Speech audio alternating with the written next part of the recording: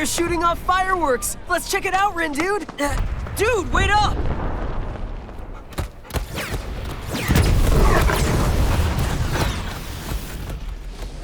In this video, I'm gonna talk about Neo, The World Ends With You.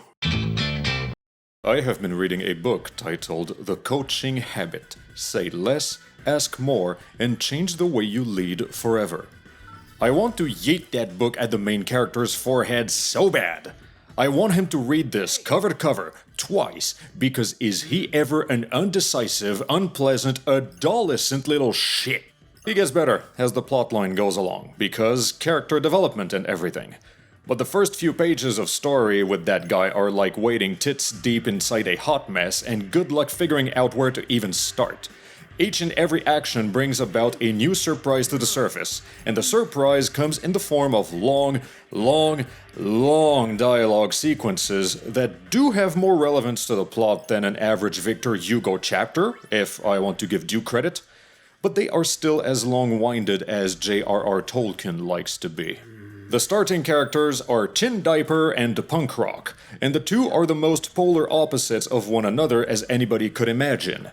Chin Diaper considers social interaction to be an eternal challenge to surmount by the skin of his teeth, and Punk Rock is so easy to get along with that you keep waiting for the moment when he starts trying to sell you a monorail. More characters show up to the party in both the figurative and the literal way, and each one of them brings out their own particular nuances and mental disabilities. The story of the game is as follows. It's complicated. And I mean that in the Facebook way. Apparently, you have been plucked out of the real world and your new job is to vanquish lingering bad emotions inside people. Only the system has been gamified so as to turn it into a job in the modern American system. A bunch of almighty bosses call the shots on what you have to do, and the underachievers get summarily told, "You're fired," and are kicked to the curb and left to deal with their newfound eternal misery. It goes without saying that the protagonists have a problem with the current state of affairs, and before they work out a match plan to come out on top, they will spend at least a couple of days complaining about their lot as if this will accomplish anything. As the Occupy movement has clearly shown us, outlining the problem and stopping there is not good enough. And strategic application of kinetic energy becomes the strategy going forward. This will be accomplished by way of no less than 6 attack buttons. Each member of the party gets one button on the controller, and you hot swap between your dudes as you chain your attacks and form your combos. Everybody controls in the exact same way otherwise, and although they each have their own RPG statistics, it all blurs together in practice. And whoever you control at any given moment can tank an enemy attack more or less respectably. The first few combat sequences feel like mindless button mashing, but as the training wheels come off and the game adds more options and more complexity, it becomes more a matter of making the right choice as your opener and knowing who can follow up with their own attacks, who can be used as an oh shit button to land a quick punch immediately, who needs to have at least 5 seconds so they can land their combo, and how long it takes for each attack to reset so that you can keep going forever instead of finding yourself waiting for all your cooldowns to reset.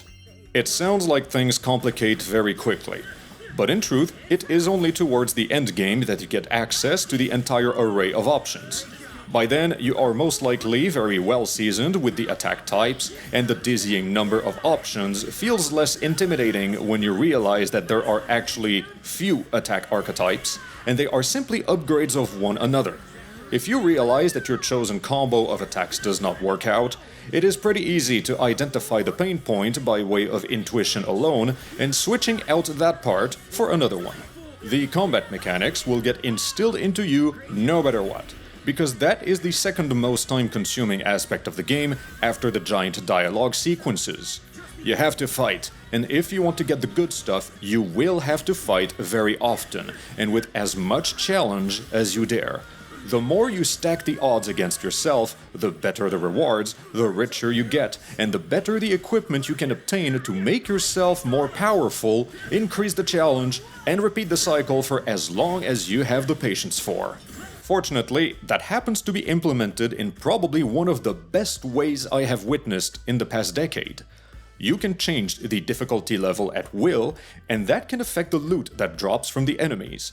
You can also temporarily de-level yourself to increase the drop rate, and then get yourself back to normal when you are about to get into a boss fight. Most of the time, you fight when you want to, and there is no random encounter system so much as it is you who runs into the monsters when you are ready. Lastly, leveling up only affects your health points, so if you are really good at dodging, you could de-level yourself all the way back to 1 if you feel brave enough. All the other stats you increase by stuffing your face and by wearing snazzy designer brand outfits. Because, we have to touch on this eventually, everybody in the game is rockin' the drip.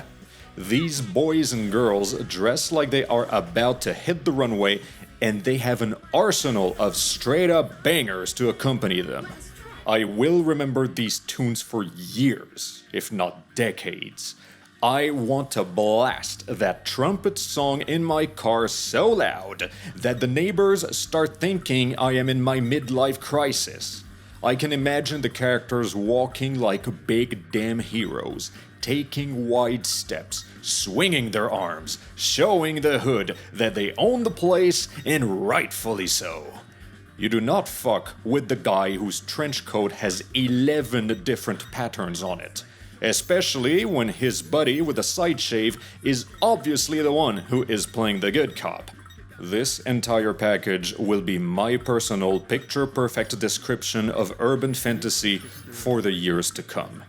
I can think of nothing else that puts the elements together with so much harmony. As far as characterization and storytelling goes, the feast is absolutely fit for kings, and it could probably be made into a full-scale anime series with almost no effort at all. Getting from the beginning to the end does take a certain amount of dedication, and at least 60 hours of free time. That is for the main story only, simply starting fresh and going for the end credits. It does not include the extra difficult alternate universe campaign that follows it, and it does not include getting every single item and piece of outfit and journal entry. But the game will make you want to include them. The first thing the game tells you after beating it is that you did beat the game. But did you really consume everything that it has to offer? Because by the time you get to the credits, you will not have unlocked every song, every outfit, every attack pin, every journal entry, and the list goes on. So, you get back into it, and you undo the attack deck you built in order to grind new attacks that you unlock along the way, all to fight bigger enemies and bigger bosses. You know the type, the extra bonus bosses that somehow happen to be more difficult than the game's final boss. You are not under any obligation to fight them, of course. It is your decision. But do you really want to leave the adventure unfinished? And that is why you get back into it. Again, and again, and again. You get back into it so that you can finish every last tiny little bit until the entire to-do list is checkmarked and covered with stars. You have no idea how long it will take you, but it will certainly take a lot more time than the minimum viable product you obtained to start with. We will probably never see the end of it. Many of the last items will demand an insane amount of repetition, grinding, and ever more time. For most of us, we will stop before the full and absolute completion. We will leave the game in a corner with the intention of maybe getting back into it someday, promising ourselves that we will complete it once and for all. Every so often, we will look and think upon this with a pang of guilt in our hearts. Guilt at having left something unfinished. I expected nothing less. In short, this game is a project car.